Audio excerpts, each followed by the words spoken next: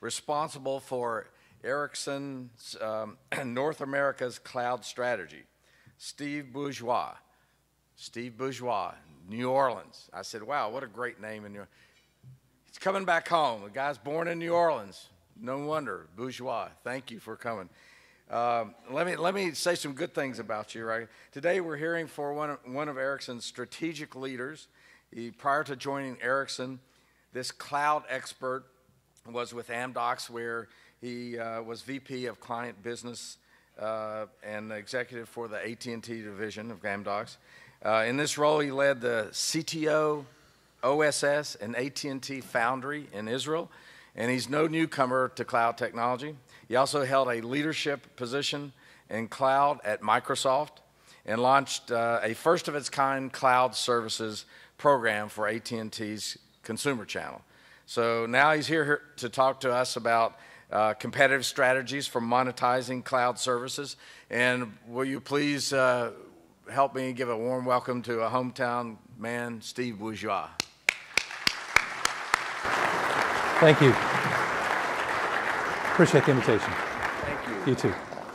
You know, it's nice to come to back to New Orleans where I can say Bourgeois, and let me spell that for you, and people say, got it, got it. So it's kind of nice for a change. Want to check, clicker up here? Right underneath. There it is, thanks. I'm tall too. So a bit of a change of pace from what you've heard in the last two presentations. You know, those discussions are very interesting in talking about regulatory change, you know, talking about the expansion of 4G LTE, talking about devices, tablets, et cetera. And part of what I wanted to accomplish in the discussion today is, okay, what do I do with all this stuff? How can I, as a rural carrier, as where I've got intimate relationships with my customer, how can I start to leverage and monetize this? And I was sitting on the plane coming out today, or yesterday, I mean, and I was sitting next to a grandmother, and she saw my presentation, and she said, cloud, yeah. You know, I've got my stuff on a cloud here and a cloud there, and so and here's a, you know, probably a 75, 80-year-old woman trying to figure out how to use her cloud for her stuff. And I thought to myself, you know, this stuff isn't as far out in the future as we might think. And so part of what I wanted to accomplish in the time I have is to kind of help share a little bit about what is cloud, because it's a lot of things to a lot of people. You can walk the show right now and you can listen to different things, and cloud's a bit of this, a little bit of that. And so what I hope to do is to give you kind of a quick snapshot of what is cloud, talk a bit about some of the trends, where's the money going, give you a feel for some examples of where people are deploying cloud, and at the end, wrap up with just some things for you to take away and think about as you, within your respective businesses, start to think about how you integrate cloud into your day-to-day business. So I'll first start with a very simple definition, which cloud at its fundamental level is compute, store, and network as a service. And I always say that while there is technology transformation, it's more of a business transformation than a technology transformation. So many of the challenges that I think you're going to see are not just how do I implement the technology, it's how do I actually price it, and package it, and sell it into the marketplace. And so, you know, people ask, well, why now? If you take a look at what's happened over the first 100 years, we spent the first 100 years connecting 1 billion people in places. The next 10 years, 5 billion. And projected by 2020, as many as 50 billion devices and people and places connected. You know, computers kept up. You know, we see where PCs and laptops, et cetera, are going. But when you take a look at cloud, and you take a look at where we need to provide applications, services to 50 billion devices, you know, you start to ask yourself, how do I do that in the current model in a cost-effective way? And so one of the things of why now with cloud is that with the people wanting access to these things on the go anywhere, you know, cloud, quite honestly, is the most cost-effective way of doing it. And we'll get into a little bit more discussion of why. But to make this even more interesting is look at mobile. You know, you heard Dan talk about how, you know, devices everywhere, the number of devices, number of type of devices. The second thing is the way people are offering their products. You can now buy Microsoft as a monthly charge, music, movies, gaming. So people are wanting access to this activity, and they want it now, and they want it anywhere. And so that's where the networks and network evolution becomes important, because it doesn't matter how good of an application you have, if it's a bad network, the experience is going to stink, and the application is going to stink. So it's very important that as we look at our overall cloud strategy, that we also look at our network evolution strategy, from LTE to Wi-Fi to heterogeneous networks and all of these type of things in order to make the overall cloud experience the kind of experience we want.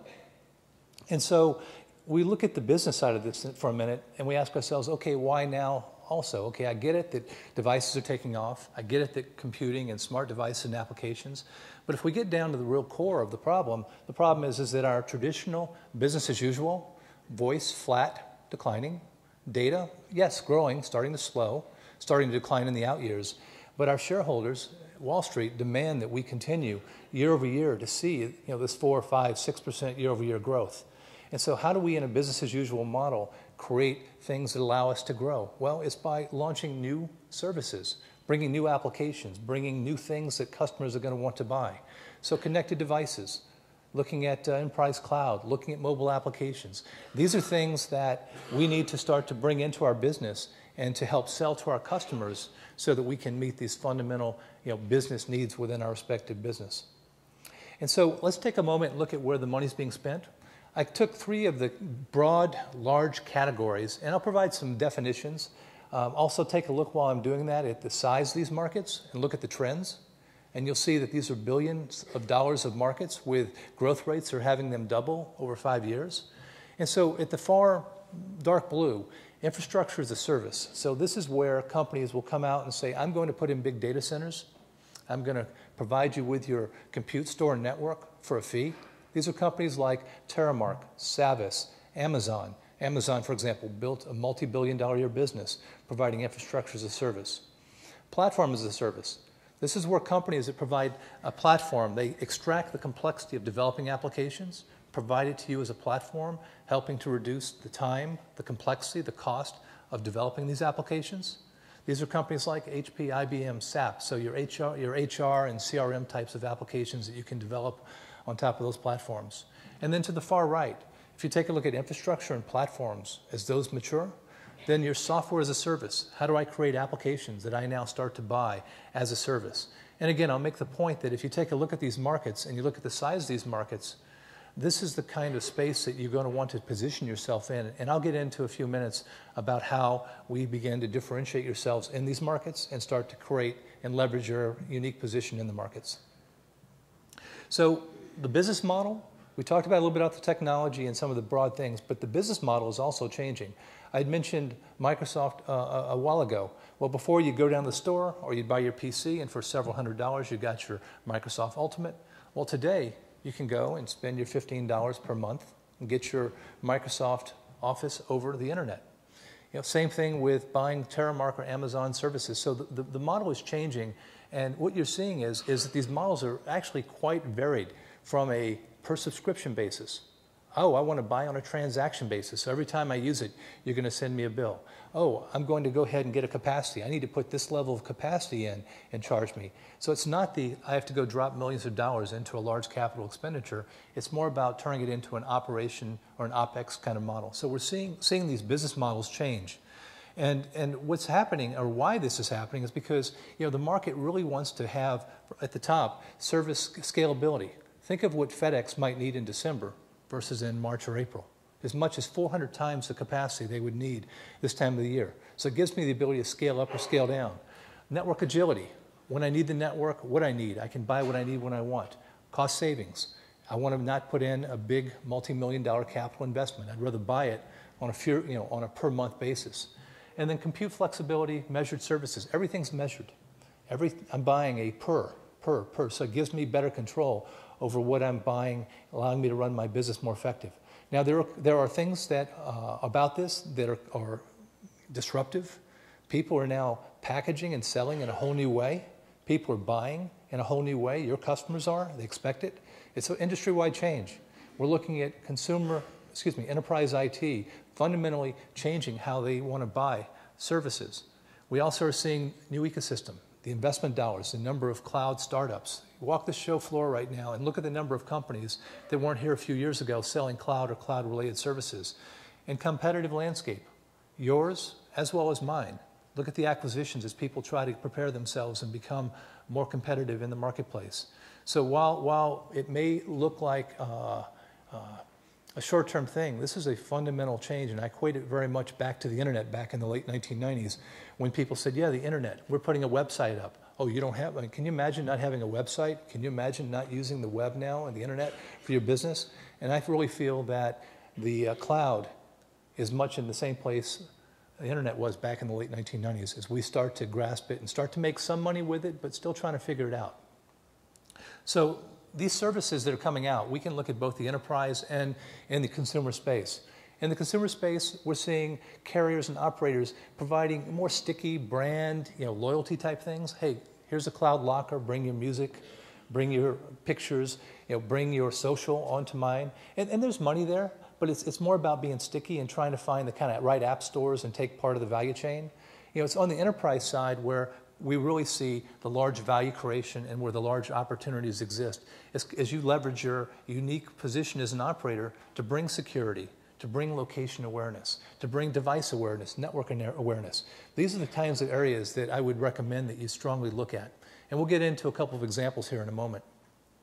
In terms of where the actual dollars are being spent, you can look around this chart and the percentages, but some of the big ones, business applications.